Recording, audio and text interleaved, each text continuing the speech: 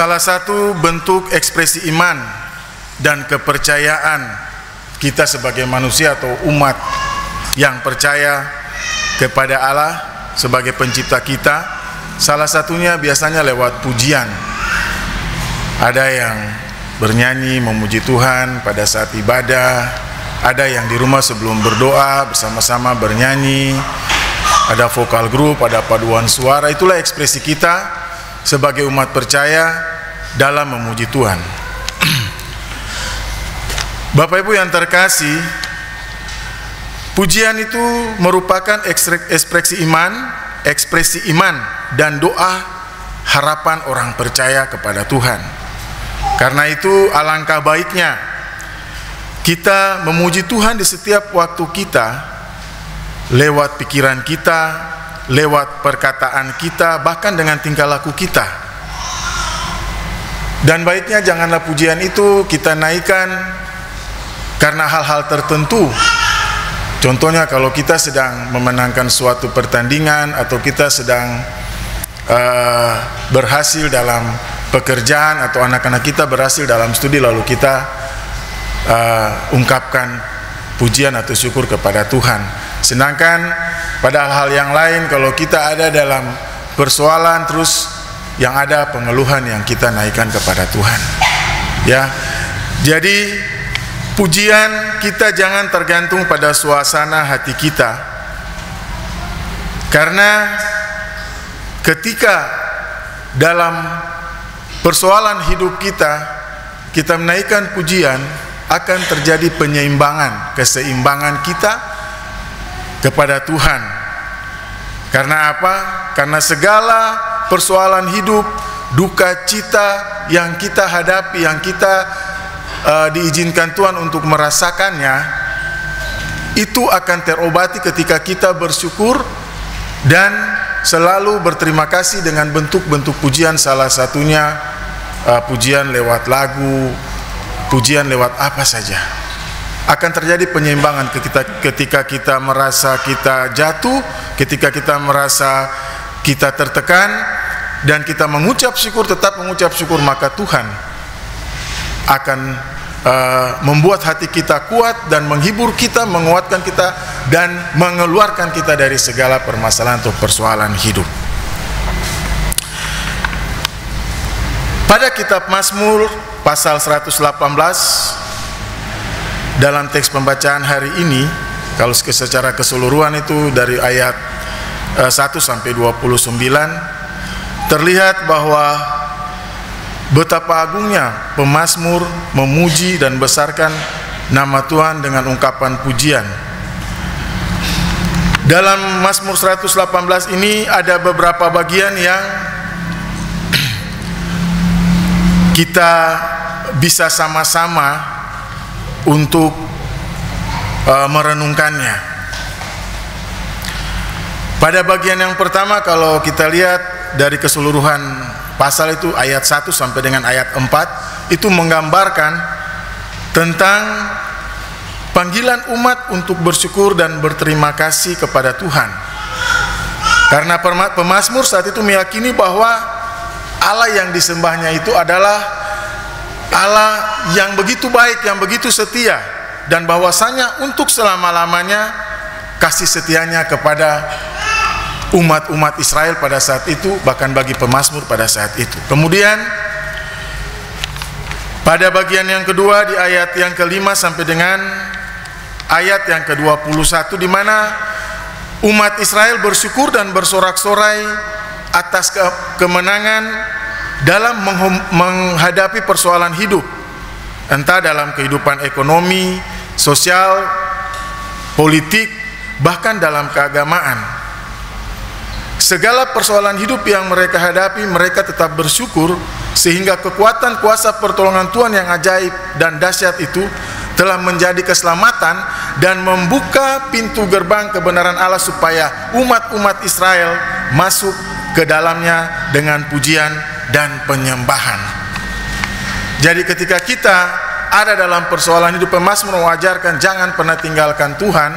Mari kita tetap membangun kedekatan kita bersandar kepada Tuhan sehingga pintu gerbang Tuhan buka untuk syukur kita itu masuk menjadi persembahan yang harum di hadapan Tuhan. Dengan begitu Tuhan akan membuka tangan Tuhan untuk bisa selalu menolong kita keluar dari permasalahan kehidupan kita, dari segala pergumulan kita.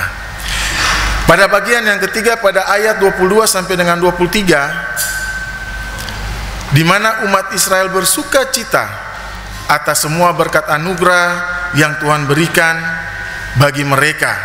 Dan dikatakan pada ayat 22, batu yang dibuang oleh tukang-tukang bangunan telah menjadi batu penjuru. Dan ayat yang ke-23, itulah perbuatan Tuhan, sungguh mengagumkan bagi kita. Saudara jemaat yang terkasih dalam Tuhan Yesus, batu penjuru adalah batu utama yang biasanya ditempatkan di pojok sebuah bangunan yang menjadi dasar yang kuat, dasar yang kokoh, yang paling keras, yang dipakai oleh para tukang untuk mengerjakan sebuah bangunan. Namun ada juga batu-batu yang dianggap tidak baik, yang dianggap tidak kuat, tidak bermanfaat untuk digunakan. Nah, batu-batu itu biasanya dibuang. Namun batu yang dibuang itu, Tuhan menjadikan batu itu sebagai batu yang paling terutama, batu yang terbaik, yang terkuat di antara semua batu yang ada. Apa manfaat batu penjuru atau fungsi batu penjuru itu? Batu penjuru berfungsi untuk mengikat, mempersatukan batu yang satu dengan batu yang lain dalam sebuah bangunan yang sempurna. Dan yang dimaksudkan pemazmur dalam ayat ini, batu penjuru itu adalah siapa? Batu penjuru itu adalah Tuhan Yesus sendiri, yang adalah batu penjuru yang kuat, yang kita sebagai manusia pada saat itu menganggapnya tidak berguna, menganggapnya batu-batu yang tidak berguna. Para umat Israel menolak dia di tempat kelahirannya, bahkan mengolok-olok dia sampai menyalibkan dia. Tetapi batu yang dibilang tidak berguna, yaitu Tuhan Yesus, telah menjadi batu penjuru yang sangat kuat, yang sangat berguna untuk mengikat kita pada kekudusan dan terlepas dari dosa-dosa umat manusia. Bapak Ibu yang terkasih dalam Tuhan Yesus Kristus, bagian keempat pada ayat 24 sampai ayat yang 25 mau mengatakan bahwa inilah hari yang dijadikan Tuhan, hari yang terbaik, istimewa, di mana Allah menentukan Tuhan Yesus sebagai batu penjuru. Hari-hari hidup kita adalah anugerah Tuhan.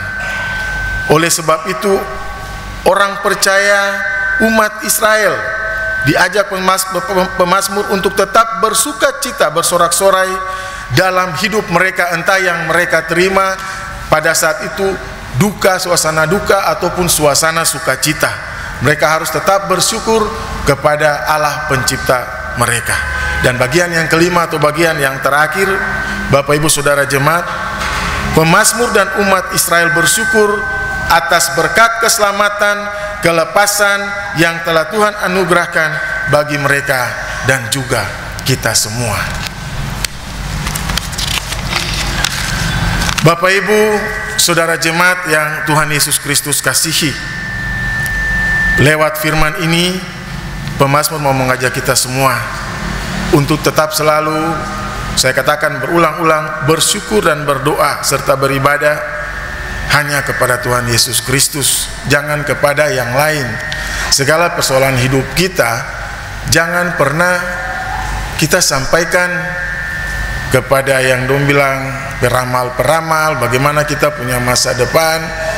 Persoalan hidup kita jangan pernah kita gantungkan kepada pimpinan perusahaan kita, lalu kita berbuat apa saja untuk mereka supaya kita naik pangkat.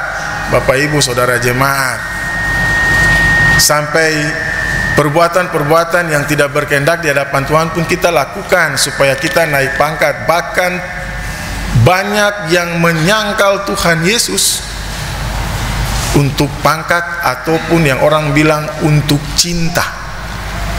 Banyak. kita jangan seperti begitu.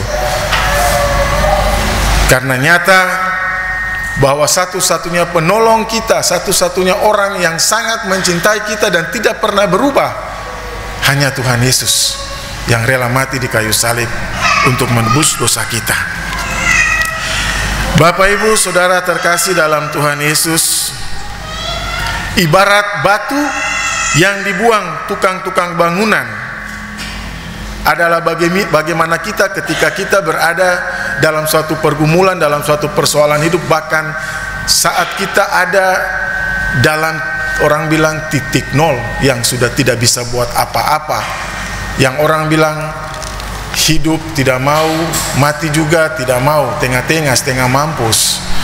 Bapak Ibu, dalam hal seperti itu pun, itu dianggap seperti batu-batu buangan.